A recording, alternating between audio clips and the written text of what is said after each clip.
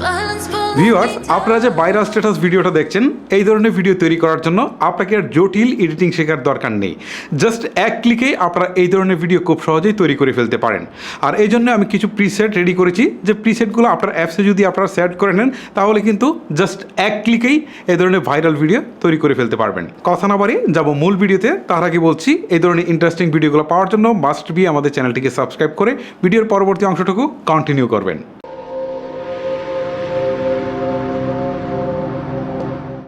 শুরুতেই আপনার ফোনে এলাইট পোর্শন নামে একটা অ্যাপস ইনস্টল করে নিতে হবে।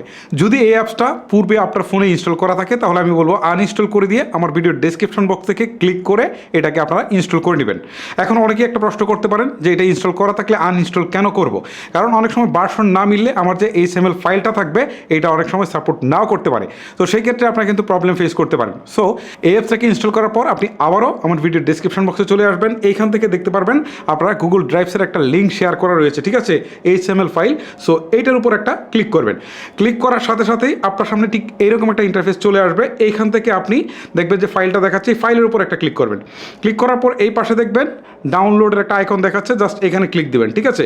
ক্লিক দেওয়ার পর এখান থেকে আপনাকে দেখাবে ডাউনলোড এনিওয়্যার, ঠিক আছে, এইখানে একটা ক্লিক করে দেবেন। অথবা অন্য কোনো অপশনও দেখাতে পারে, বা গুগল ড্রাইভস থেকে এটাকে ডাউনলোড করার সময় বিভিন্নভাবে বিভিন্ন ফোনে আসতে পারে। যেভাবেই আসুক আপনি এটাকে জাস্ট ডাউনলোড করে নেবেন। ওকে, ডাউনলোড করা শেষ হয়ে গেলে আপনাকে যে কাজটা করতে হবে, আপনি এই ওপেন বাটনে একটা ক্লিক করে দিবেন। ওকে, ওপেনে ক্লিক করার পর এই পাশে দেখেন একটা আইকন রয়েছে, ঠিক আছে, শেয়ারের একটা আইকন রয়েছে, এইখানে একটা ক্লিক করবেন।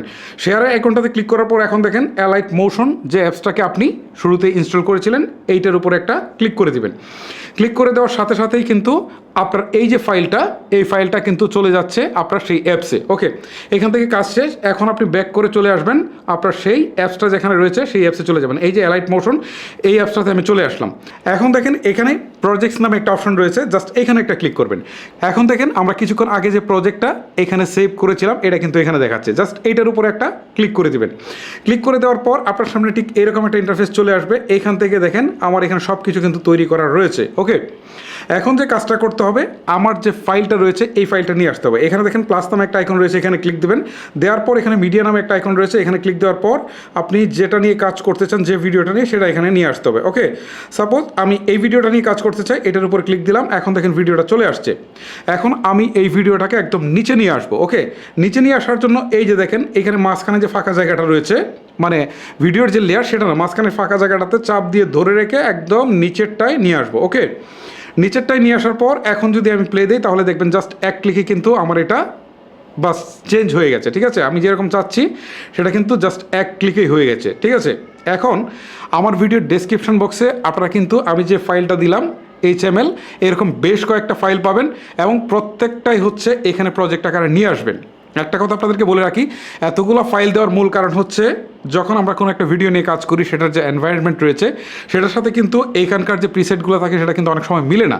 সো সেই ক্ষেত্রে আপনারা দেখবেন যে কোনটা আপনার ভিডিওর সাথে ম্যাচ করছে, যেটা ম্যাচ করছে সেটা নিয়ে কাজ করবেন, আর বাকিগুলো নিয়ে কাজ করার দরকার নেই। যখন যেটা দরকার হয় সেটা নিয়ে কাজ করবেন। আমি প্রায় 3 থেকে 4টা প্রিসেট বা হচ্ছে HTML ফাইল দিয়ে দেবো, সেইগুলো আপনারা জাস্ট এখানে সেমভাবে যুক্ত করে নেবেন। দ্যাটস, এখন এখানে যদি আপনার কাজটা শেষ হয়ে যায়, ঠিক আছে, এখন ফাইলটাকে হচ্ছে আপনার সেভ করে গ্যালারিতে নিতে হবে। এই জন্য দেখেন সেটিংসের পাশে একটা আইকন রয়েছে, এইখানে একটা ক্লিক দেবেন। দেওয়ার পর এখান থেকে ভিডিওটা সিলেক্ট করাই থাকবে, নিচের দিকে এক্সপোর্ট নামে একটা অপশন রয়েছে, এখানে ক্লিক দেবেন। দেওয়ার পর হচ্ছে এক্সপোর্ট এনিওয়্যার, এখানে একটা ক্লিক দেবেন। এখন দেখবেন কিছুক্ষণের মধ্যে এটা এক্সপোর্ট শুরু হয়ে যাবে। এই যে দেখেন এক্সপোর্ট শুরু হয়ে গেছে। এক্সপোর্ট শুরু হয়ে যাওয়ার পর আমি আপনাদেরকে গ্যালারি থেকে দেখাবো যে আসলে ভিডিওটা ডাউনলোড হয়েছে কিনা। ওকে, আপনারা দেখতে পাচ্ছেন আমার ফাইলটা কিন্তু অলরেডি ডাউনলোড হয়ে গেছে। এখন নিচের দিকে সেভ নামে একটা অপশন রয়েছে, জাস্ট এখানে একটা ক্লিক দেই। দেওয়ার পর এটা কিন্তু আমার গ্যালারিতে চলে গেল। এখন আমি এখানে হোম থেকে ব্যাক করে চলে আসি। এখন আমি আমার গ্যালারিতে যাই, দেখি আমার ফাইলটা আসলে হয়েছে কিনা, কাজ হয়েছে কিনা। ওকে ওকে, এই যে আমি এখানে ক্লিক দিই, দেখেন এই যে ফাইলটা আমি কিছুক্ষণ আগে প্রসেসিং করেছি, এই যে দেখেন অলরেডি কিন্তু এটা এখানে চলে আসছে, এবং এটা কাজও কিন্তু চমৎকারভাবে হয়েছে, ঠিক আছে। এখন এটার প্রিসেটটা কতটুকু মিলেছে আমি জানি না, কারণ এখানে হচ্ছে যেহেতু পিছনে ব্যাকগ্রাউন্ডে সবুজ কিছু রয়েছে, তো সেই ক্ষেত্রে আরেকটা প্রিসেট রয়েছে যেখানে সবুজ অনেক সুন্দর করে দেওয়া হয়েছে। আপনারা যদি সেটা ইউজ করেন আরও ভালো রেজাল্ট পাবেন, ঠিক আছে। সো এভাবে আপনাদের জন্য যে কটা প্রিসেট দেওয়া থাকবে সেটা আপনার ভিডিও অনুপাতে সুন্দর করে সাজিয়ে নেবেন। সো গাইজ, এই ছিল আমার আজকের ভিডিও। যদি আপনার কাছে ভিডিওটি ভালো লেগে থাকে তাহলে অবশ্যই আপনাকে বলবো একটা লাইক করে যাওয়ার জন্য, আর ফিউচারে এরকম ইন্টারেস্টিং ভিডিওগুলো পাওয়ার জন্য মাস্ট বি আমাদের চ্যানেলটিকে সাবস্ক্রাইব করে রাখবেন। আজকের মতো আমি হিমেল এখানে বিদায় নিচ্ছি। দেখা হচ্ছে আরও কোনো ইন্টারেস্টিং ভিডিও নিয়ে। আল্লাহ হাফেজ।